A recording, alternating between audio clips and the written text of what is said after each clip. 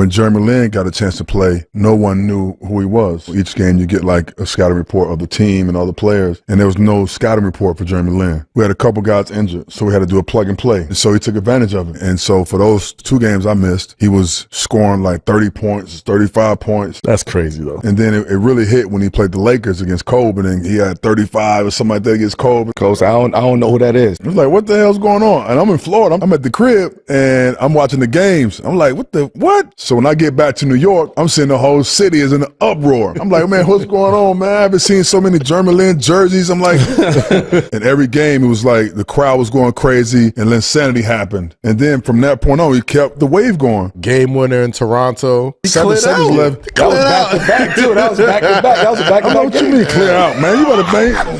Melo ain't here, man. That ball better come to me, man. What you mean clear out? Melo ain't here, man. What we doing, man? You know what I'm saying? So he's trying to clear it out. I'm like, all right, let me see what he got. So he cleared it out. And he kind of took a little hesitant pull up. That game, we was working our way back. And Jeremy Lin, he was leading us. They was all playing well that game. Yeah. So end of the game, it was like 5 seconds or something like that. Right. I see Stat running up. He clears it. He clear. Like, oh, Stat no, like I got it. I'm like, what you doing? Like, yo.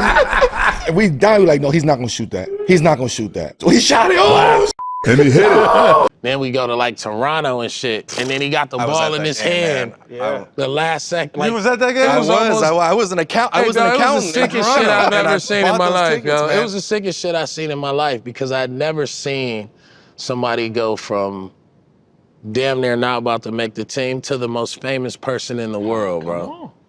There was. What was it? 6 games? How long did it really last? It was like 6 games. It was Toronto. Toronto. It was like we was down 6.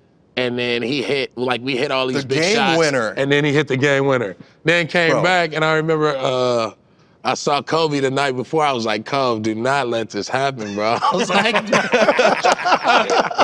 enough is enough, bro. Like, hey, do not let this happen, Kobe. I'm telling you, this kid is nice. Like, don't play around. He gonna fuck y'all up. You know what I mean? And Kobe was like, man, you know, whatever. Did you see the interview that he did? That rest in peace.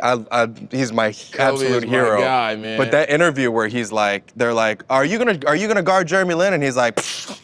No, he's like, I don't even know who he is. Can you imagine being Asian your whole life? He was going up. And you've got 1.5 players in the NBA, or the one representation, or like Yao Ming, who you know is like, obviously like he's Asian, but I don't relate to him. He's dude 7'6", like was the product like a government, you know, 2 basketball players the government forced to get together and have a kid. Like that was Yao Ming. Yeah, it was controversial. And it's different. But this 6'3" point guard, I mean, mind you, he did go to Harvard, so it was like went to Harvard, slept on his brother's couch. It was super. I mean, it was just almost like we were just like, what the basketball Jesus. You know what I mean? It was like the basketball Jesus story. This is angels in the outfield. I'm living in a real life movie, dog. Like, whatever this dude is doing, he's anointed. You know what I mean? I started believing the shit. I'm like, yo, don't fuck up the mojo, y'all. Like, you know what I'm saying?